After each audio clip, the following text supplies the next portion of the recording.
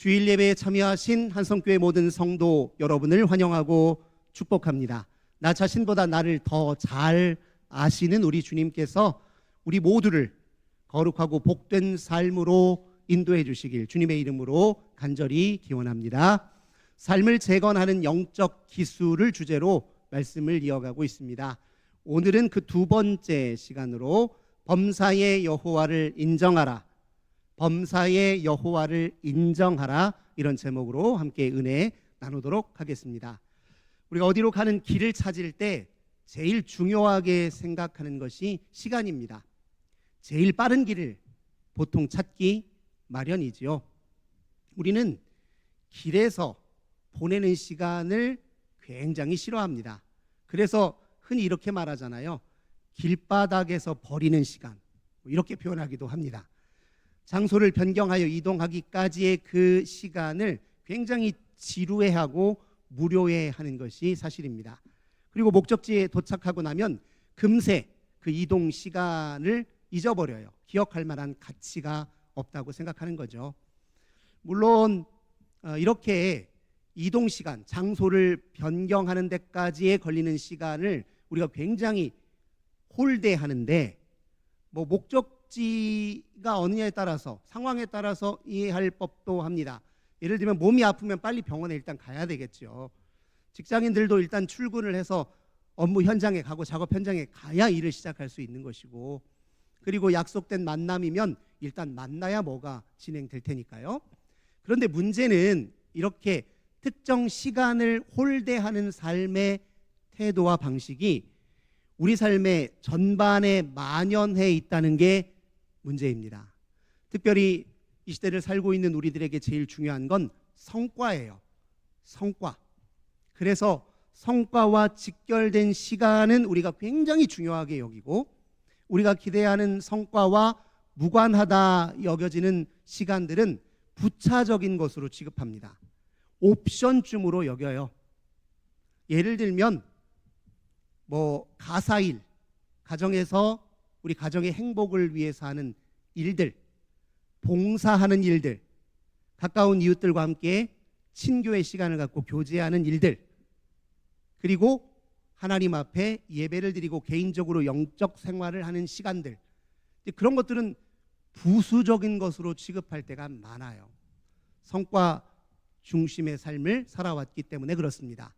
성과가 높으면 그 성과의 정도에 따라 우리의 시간을 같이 평가합니다. 성과와 직결된 시간들만 소중하게 간직하고 기억하려고 합니다. 그런데 우리의 삶의 성과는 수많은 좌절과 실패에 비하면 삶에서 차지하는 비중이 너무 작아요. 실제로 우리 삶은 큰 성과들로 이어지고 있는 것이 아니라 수많은 좌절과 실패, 낙담들이 연속되지 않습니까? 우리가 예측하지 못한 일들이 우리 삶에 너무 갑작스럽게 끼어드는 때가 많아요. 예견하지 못했던 일들이 우리의 삶을 침투해 들어옵니다.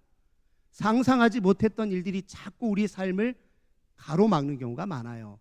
그래서 실제로 중요한 건, 우리 삶의 질에 있어서 중요한 건 성과와 직결된 시간이 아니라 이렇게 성과와 무관한 시간들, 오히려 성과에 방해가 될 법한 수많은 좌절과 실패와 이해할 수 없는 일들을 어떻게 바라보고 대응하냐가 우리 삶의 질에 더 큰 영향을 미친다는 것을 우리가 성찰해 볼 필요가 있습니다. 심지어는 그 성과조차도 그 성과와 무관한 시간에 의해서 좌우되는 경우가 너무너무 많아요. 예를 한번 들어볼까요? 대학 입시를 앞둔 학생이 공부 시간만큼 중요한 게 없을 거예요. 나머지 시간들은 전부 부차적이고 옵션에 불과해요. 그 시간을 가져도 그만, 안 가져도 그만이란 말이에요. 그런데 어떤 학생이 공부를 하려고 책상에 앉았는데 자꾸 불안한 생각이 끼어드는 거예요.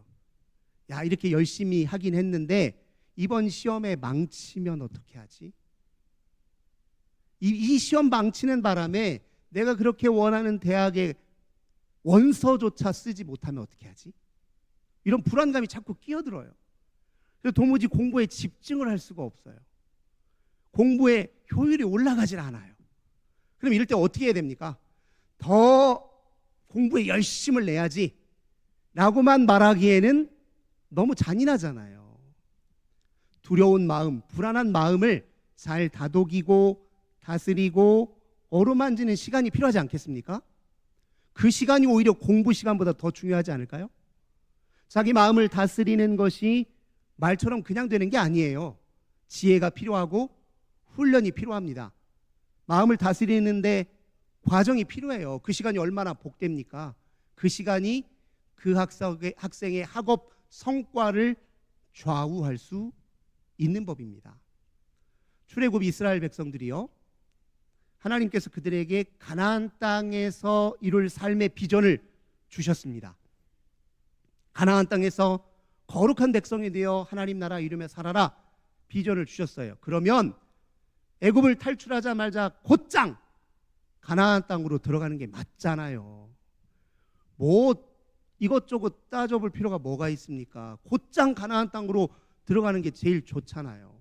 근데 우리가 아는 대로 40일이면 갈 수 있는 그 거리를 무려 40년 동안 광야에서 지체하면서 생활을 했어요. 이거 객관적으로 보면 허송세월 아닙니까? 왜 그렇게 허송세월을 보내요? 그런 왜 헛된 시간을 보내냐고요. 근데 우리는 압니다. 출애굽기와 레위기와 민수기를 읽어보니 그 광야 40년의 시간은 앞으로 영원히 살 가나안 땅에서의 삶의 질을 좌우할 만큼 중요한 시간이었어요. 그 시간 동안 하나님의 율법을 받았습니다. 그 율법으로 언약을 체결했어요. 만나와 메추라기로 우리를 먹이고 입히시는 분이 하나님이라는 것을 절감하고 체감했습니다. 율법을 배우고 익히고 삶의 일부가 되게 하는 일을 훈련했어요.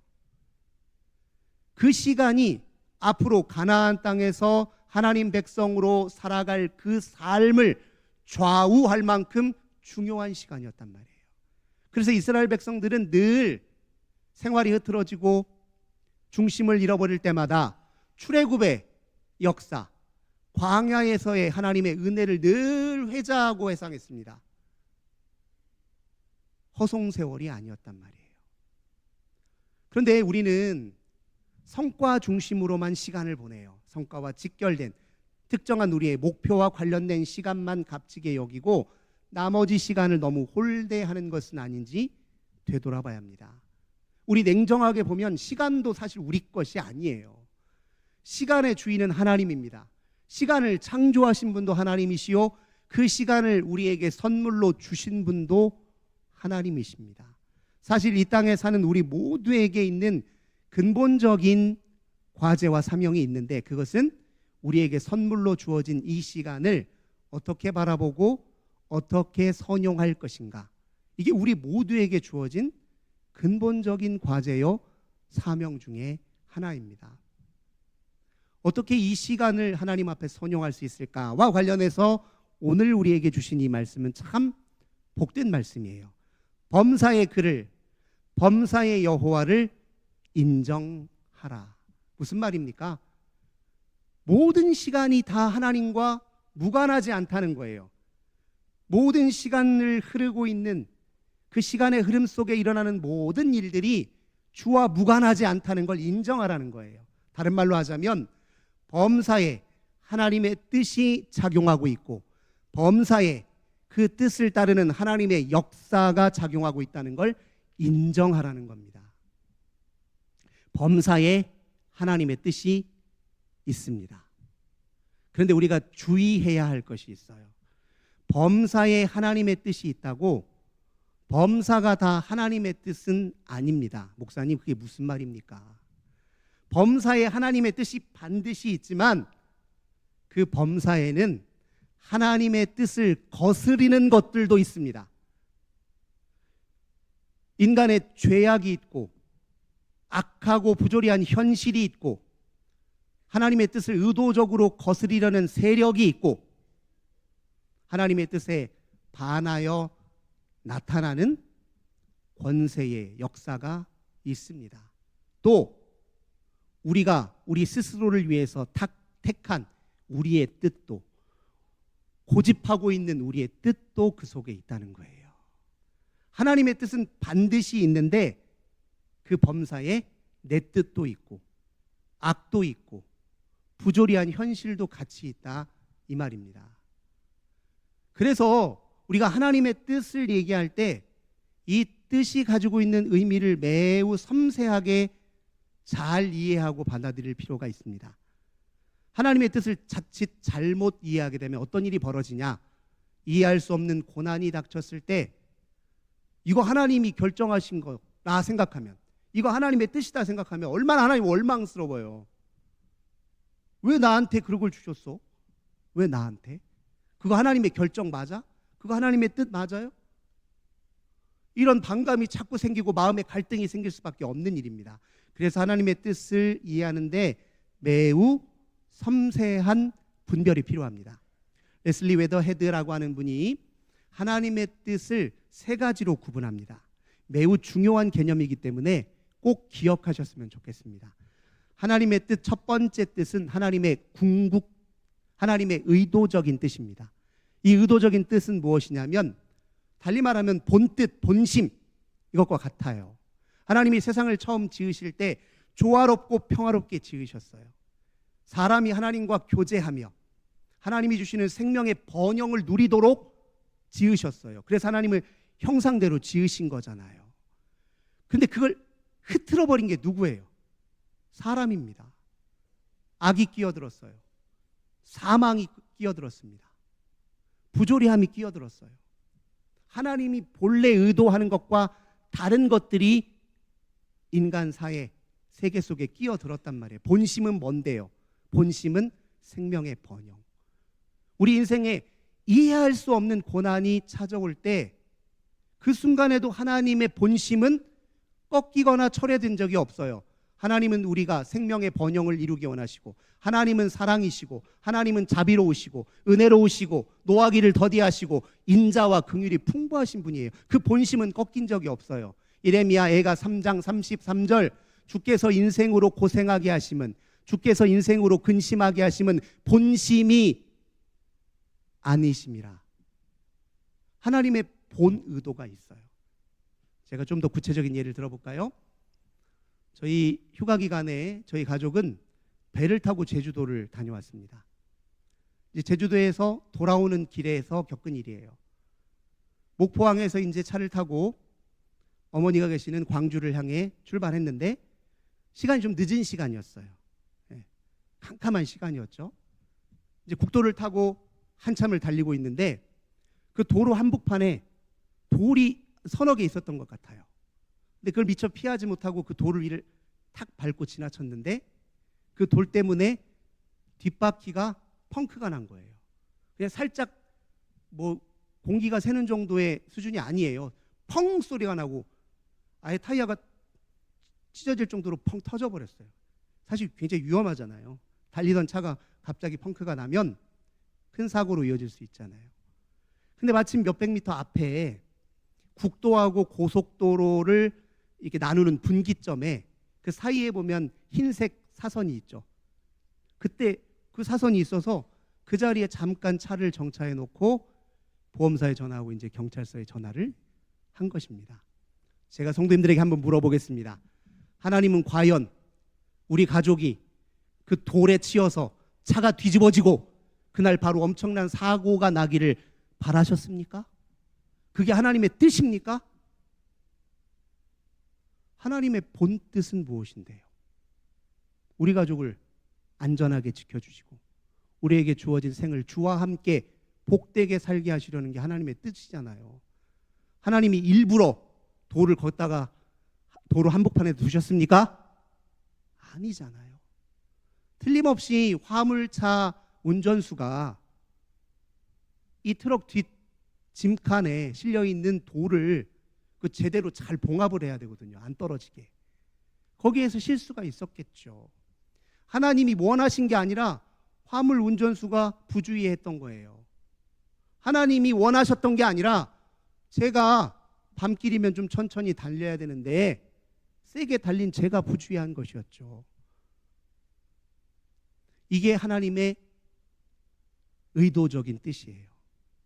두 번째, 하나님의 뜻은 상황적인 뜻이라는 게 있어요.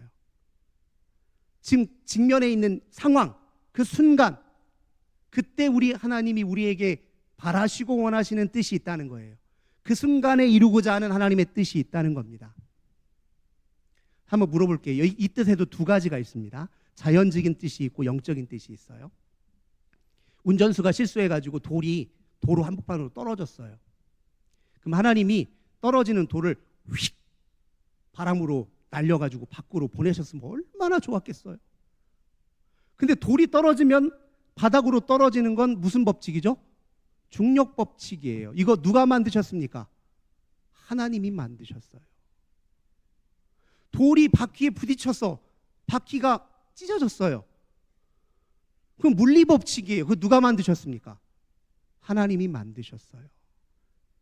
우리는 하나님이 만드신 법칙을 하나님이 마음대로 다 거두시고 하나님이 만드신 법칙을 마음대로 흐트러 버리기를 원할지 모르겠는데, 하나님은 당신이 만든 법칙을 포용하셔서 그걸 초월하여 일하시는 분이지 그 법칙을 정지시키는 분이 아니에요. 물론 하실 수 있으시죠. 근데 법칙을 그러시려면 왜 만드셨겠어요? 바이러스가 내 몸에 침투했습니다. 근데 하필 요즘 내가 무리하는 바람에 면역력이 떨어졌어요. 덜컥 감기가 걸렸습니다. 하나님이 일부러 나를 감기 걸리게 하신 겁니까? 감기 한번 된통 걸려서 좀 혼 좀 나봐라, 이게 하나님의 본 뜻입니까? 아니잖아요. 근데 영적인 뜻이 있어요. 이 순간에. 자, 우리 가족이 돌을 만나서 바퀴가 펑크 났어요. 그때 그 순간에 하나님은 저와 우리 아내에게 무엇을 원하셨을까요? 욕을 하면서 인생 참 재수없네, 참 뭔 이런 일이 다 있나, 이러길 원하셨을까요? 물론 아니죠. 차분하게 대응하길 원하셨을 겁니다. 우리 아내는 제가 차를 그 안전지대로 이동하는 동안에 바로 곧장 바로 옆에서 보험회사에 전화하고 경찰서에 전화하더라고요. 심지어 뒷차가 혹시 오다가 우리처럼 그 돌을 또 밟아서 그 차도 사고가 나면 어떻게 하냐까지 경찰에게 전하더라고요. 차분하게 대응하고 상황을 긍정적으로 바라보고, 무엇보다 그런 일을 겪으면서도 여호와 하나님을 신뢰하길 원하셨겠죠. 그런 일 중에도 주님을 의지하길 원하셨겠죠. 다행히도 차를 안전하게 일단 주차시킬 수 있는 공간이 있었어요. 그리고 전화를 하니까 경찰은 또 왜 이렇게 잿까다고 와요. 뒤에서 딱 서서 받쳐주니까 뭐 염려할 일이 없죠. 레카차는 또 얼마나 또 빠르게 정확하게 길을 찾아서 우리 앞에 딱 서는지. 밤늦은 시간이니까 이 바퀴가 펑크나면 저기 보조바퀴도 없었거든요. 그 다 문을 닫잖아요. 그런데 딱 24시간 운영하는 이 타이어 뱅크가 있는 거예요. 이 모든 걸 하나님 앞에 오히려 감사하길 원하셨겠죠. 그게 하나님의 상황적인 뜻입니다. 우리 하나님께서 예수님을 보내실 때, 우리 아들이 십자가의 모든 고통을 일부러 겪게 하고 싶으셨겠어요? 우리 예수님이 하나님 나라 복음 전파하면 아멘으로 받기를 원하셔. 이게 하나님의 본뜻 아니에요? 이게 본뜻이에요. 그런데 인간이 어떻게 된 모양인지 그렇게 구원자로 보내신 그분을 돌을 던지고 조롱하면서 십자가에 못 박으래요. 그런데 그 순간에 하나님의 상황적인 뜻이 있었어요. 예수님이 그 뜻을 수용하셨어요. 이 십자가 받아들여라. 너를 십자가로 못 박으려고 하는 사람을 그 자리에서 전부 다 심판해서 바로 죽음의 길로 던져넣어라 하는 것이 아니라 네가 그 십자가를 짊어지라고 얘기하셔요. 그게 상황적인 뜻입니다. 예수님 그걸 받아들이셨어요. 그랬더니 세 번째 뜻이 등장합니다. 궁극적인 뜻이에요. 하나님의. 그 십자가, 내가 그걸 도구 삼아서 모든 인류를 구원하는 축복의 통로로 삼을 것이다. 이게 하나님의 궁극적인 뜻이에요. 우리 인생에서 찾아오는 이해할 수 없는 수많은 고난들, 그거 하나님 원하시는 거 아니에요. 왜 하나님이 우리가 고통받고 살기를 원하시겠어요? 왜 우리가 처량하게 눈물 지으며 인생을 저주하며 살기를 원하시겠냐고요. 그런데 이유는 모르겠으나 찾아온 그 어쩔 수 없는 고난 중에 하나님이 궁극적으로 뜻하시고 의도하시는 건 있어요. 그걸 통해 네가 하나님을 더욱 의지하고 네가 하나님을 더욱 신뢰하고 그 중에서도 그런 일을 겪는 중에도 하나님을 붙잡으면 내가 너를 버전업, 네 존재와 성품을, 네 품격을 더 높여줄 것이고 네가 주의 형상을 보다 닮아 나와 인격적으로 더 깊이 교제하고 주의 나라 신비를 더 깊이 맛보고 마침내 하나님 나라 이 땅에 완성될 그때에 내게 주어질 큰 기쁨이 되게 하리라. 이게 하나님의 궁극적인 뜻이라니까요. 그 뜻을 분별해야 돼요. 하나님이 우리가 고통받기 원하시는 건 아닙니다. 고통 중에도 오히려 하나님은 우리를 사랑하세요. 우리를 불쌍히 여기십니다. 우리를 향해 시선을 떼지 않으십니다. 다만 우리에게 원하시는 것, 그런 일 중에도 네가 나를 신뢰하라. 네가 나를 붙들라. 네가 내 앞에 살라.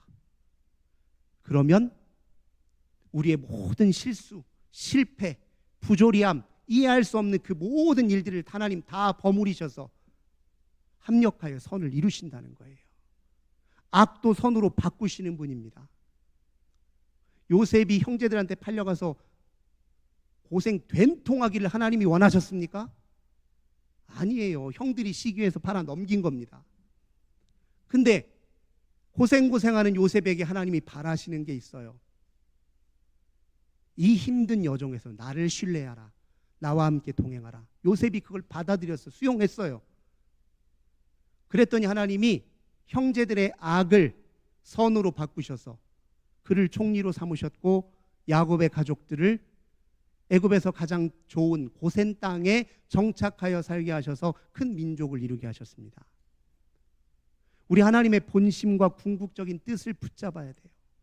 하나님이 내가 직면한 상황 속에서 내게 바라시는 그 뜻을 붙잡아야 됩니다.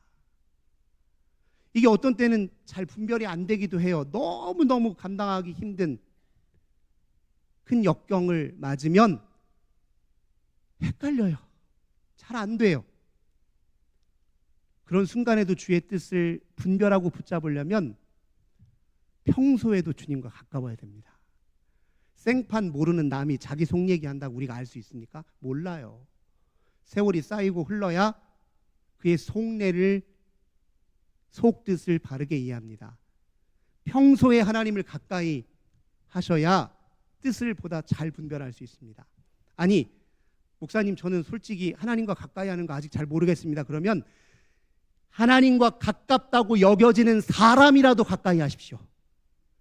믿음 좋은 사람이라도 옆에 두시라고요. 혼자 끙끙 앓지 마시고 기도해달라고 부탁하세요. 괴로움을 토로하세요. 이럴 때 어떻게 받아들여야 되냐고 도와달라고 청하세요. 하나님과 가깝다고 여겨지는 사람이라도 가까이 하시라고요. 그보다 더 좋은 길이 있습니다. 잠언 3장 3절, 인자와 진리를 목에 걸고 마음판에 새기라는 말씀. 하나님 말씀을 평소에 가까이 하세요.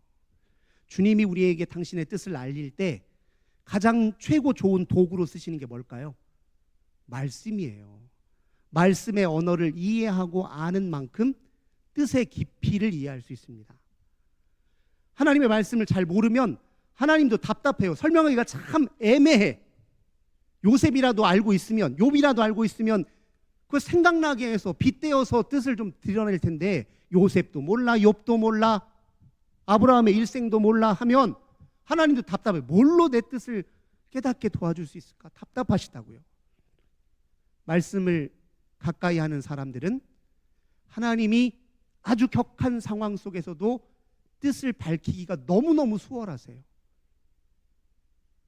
말씀을 가까이의 뜻을 분별할 수 있습니다.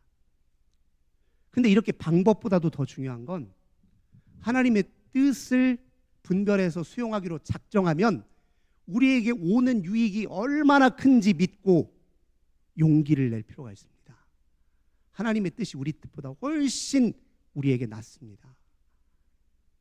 우리가요, 얼마나 불안이 많은 존재인데 좋은 길을 걸으면서도 불안해요. 환히 뚫린 길을 걸으면서도 불안합니다. 왜요? 이 길 끝에 뭐가 있지? 혹시 가다가 길을 잃으면 어떻지? 별별 생각 때문에 불안한데, 하나님을 범사에 인정하고 하나님의 뜻에 순복하기로 작정하면, 오늘 우리가 읽었던 본문 다시 보십시오. 네 길을 지도하시리라, 이렇게 얘기합니다. 이게 무슨 뜻이냐면 우리 길 잃어버릴 수 있어요. 곁길로 갈 수 있습니다. 그럼 우리 하나님은 다시 길을 찾을 때까지 팔짱 끼고 기다리신다는 게 아니에요. 우리가 빠진 곁길에다가 샛길을 하나 놓으세요. 그리고 본래 걸어야 될 제 길을 찾도록 인도하신다는 겁니다. 그게 길을 지도하신다는 뜻이에요. 그러니 하나님의 뜻에 복종하기로 작정하면 이 불안이 사라져요. 또 우리가 내가 세운 계획과 내 뜻대로 다 이루어지기를 바라지만, 근데 그런 마음으로 뜻을 세우잖아요. 그러면 또 불안이 따라 들어와요. 왜냐하면 모든 게 내 뜻에 달려 있으면 내가 정하고 행동한 결실도 다 내가 책임져야 돼. 다 모조리 다 내가 책임져야 된다니까요. 근데 이거 하나님의 뜻이다 알고 받아들이는 순간, 그때부터는 그 이후의 인생은 누구 책임입니까? 내 책임인가요? 하나님 책임이에요. 우리 인생의 무거운 짐으로부터 자유로워지는 축복이 뒤따르게 되어 있습니다. 그냥 따르기로 작정하면 이제 편해지는 거예요. 나 주님이 말씀하시는 대로 했습니다.